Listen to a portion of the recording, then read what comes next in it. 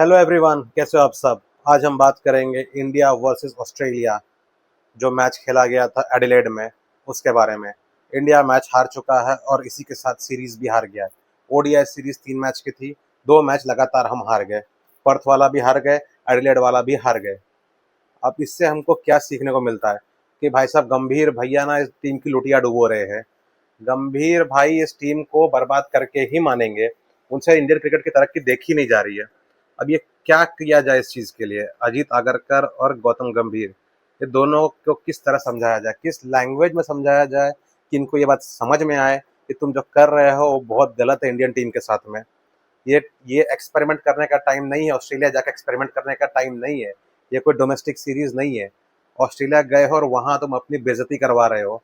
तुम वो गोरों से पिट पिट के आ रहे हो लगातार 2 बार। और ऐसा भी कोई टफ सिचुएशन आपने रखी नहीं। एकदम वन साइडेड मैच आपने दोनों टाइम दिया ऑस्ट्रेलिया को। पहला मैच भी वन साइडेड था, आज का मैच भी वन साइडेड था। आप 264 बना के ऑस्ट्रेलिया को रोक पाओगे? अरे आपको सपने में भी लगता है कि आप ऑस्ट्रेलिया को रोक पाओगे? वो मैक्सवेल ने अफगानिस्तान के सामने एक टांग पे खड़े रह के पूरे मैच जिता दिया था। 150 रन मान दिए, 150 रन बना दिए थे। तो आपको लगता है एक ऐसी वर्ल्ड क्लास टीम के सामने 264 रन इनफ होंगे? तो आप ऐसी बेइज्जती करवा रहे हो इंडिया की। गौतम गंभीर और अजित आगरकर, ये दोनों ही इस चीज़ के लिए रिस्पॉन्सिबल है और कोई नहीं। शुभमन गिल को आपने कैप्टन बनाया है, शुरू के 2 मैचेस में अच्छा परफॉर्म किया इंग्लैंड में। उसके बाद लगातार जब डिसीजन मेकिंग सिचुएशंस आई है, चाहे एशिया कप का फाइनल्स हो, चाहे इंग्लैंड के जो लास्ट के 2 मैचेस हों, ये बंदा परफॉर्म नहीं कर पाया प्रेशर सिचुएशंस में। ये बंदा प्रेशर टाइम पे डिलीवर नहीं कर पाया है। ऑस्ट्रेलिया में जाके दोनों मैचेस ये फ्लॉप रहा। पर्थ का मैच भी ये फ्लॉप रहा, आज का मैच भी ये फ्लॉप रहा। आपने ओडीआई कैप्टन बनाया उसको रोहित शर्मा के जगह पे। वही रोहित शर्मा आज 73 रन बनाता है, शुभमन गिल 9 रन पे आउट हो जाते हैं। अरे पिच डिफिकल्ट है, अपना टाइम लो। किस किस बात की घाई है आपको?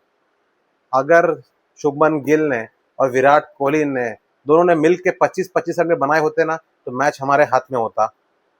ऑस्ट्रेलिया की टीम ने 46.2 ओवर्स में ही इस मैच को जीत लिया। तो मतलब समझ लो तकरीबन 4 ओवर्स बाकी थे। 4 ओवर समझ लो 40 रन।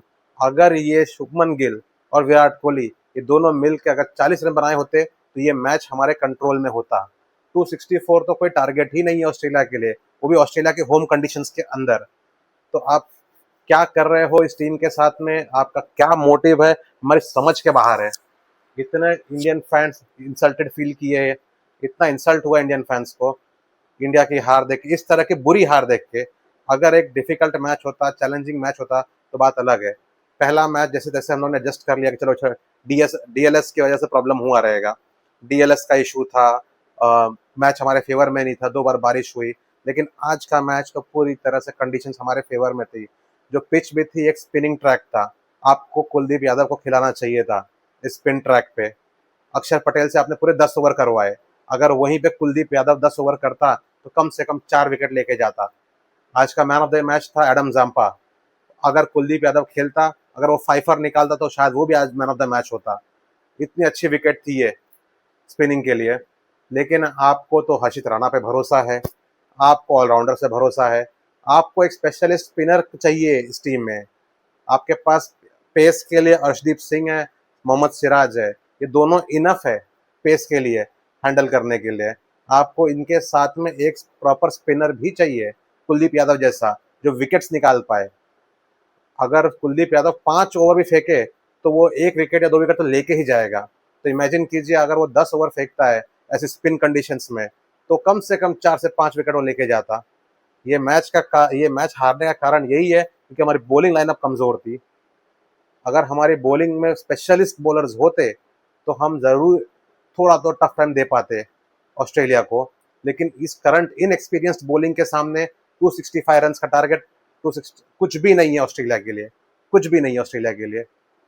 तो आप क्या कर रहे हो इस टीम के साथ में गौतम गंभीर भाई, अजित आगरकर? आप इस टीम के साथ में क्या कर रहे हो ये आप ही जानो। आप क्या करना चाहते हो इंडियन क्रिकेट के साथ में ये आप ही समझो। लेकिन इस तरह की बेइज्जती फैंस को बर्दाश्त नहीं है। आपको इसका जवाब देना चाहिए कि आप ऐसा क्यों कर रहे हो। हर्षित राणा को आप इतना प्रमोट कर रहे हो, आप शुभमन गिल को हर फॉर्मेट में इतना प्रमोट कर रहे हो, लेकिन जो डिजर्विंग पीपल है जिनको खिलाना चाहिए कंडीशंस के हिसाब से, वो बाहर बैठे हैं। ये कोई प्रैक्टिस मैच नहीं चालू है इंडिया ए टीम का, ये कोई अंडर 19 का मैच नहीं चल रहा है, ये इंटरनेशनल मैच चल रहा है, ओडीआई सीरीज, और हमको यहाँ पे जीतना है। आप जो डिजर्विंग प्लेयर्स हैं, जिनको चांस मिलने चाहिए थे, जो ये मैच हमको जिता के दे सकते थे, उनको आपने बाहर रखा हुआ है। और जिनको आपको भेजना चाहिए डोमेस्टिक क्रिकेट में प्रैक्टिस करने के लिए, उनको आप यहाँ के आके खिला रहे हो इंटरनेशनल लेवल पे, और बेइज्जती करवा रहे हो सबकी। इंडिया सीरीज हार चुका है, अभी अगला मैच परसों है, देखते हैं क्या होता है उस मैच में भी। और सबसे बुरी बात तो ये है कि लगता है कि विराट कोहली शायद शायद शायद रिटायरमेंट अनाउंस करेंगे बहुत जल्द इस सीरीज के बाद। अब देखने, लेकिन कोई ऑफिशियल कंफर्मेशन नहीं है, इसीलिए मैंने स्टार्टिंग में इसका जिक्र नहीं किया, ऐसी से बस उड़ती उड़ती खबर है। अब 2 बार तो वो डक हो चुके हैं, पिछला पर्थ में भी वो डक हो गए, आज भी वो डक पे गए। अब देखना है कि तीसरा मैच में वो क्या करते हैं। हालांकि तीसरा मैच ज़्यादा मैटर नहीं करता क्योंकि हम सीरीज हार चुके हैं, लेकिन फिर भी अगर इज्जत बचानी है तो कम से कम एक मैच तो हमको जीतना ही चाहिए। और इस हार का पूरा जिम्मेदार है गौतम गंभीर और अजित आगरकर। आपने एक थकी हुई टीम हमको दी है ऑस्ट्रेलिया जाने के खेलने के लिए, तो ऐसी टीम के सामने आप ऑस्ट्रेलिया का मुकाबला नहीं कर सकते, वो भी उनके होम कंडीशंस में। तो देखते हैं अब आगे क्या होता है। अब उम्मीद को टी20 से है, ये सीरीज तो हम हार गए, अब देखते हैं हम टी20 में क्या कर लेते हैं। एक मैच और बाकी है वन ओडीआई सीरीज का, उसके बारे में बात करेंगे मैच खत्म होने के बाद, परसों है वो मैच, देखते हैं तब क्या होता है। Thank you guys, thank you for watching.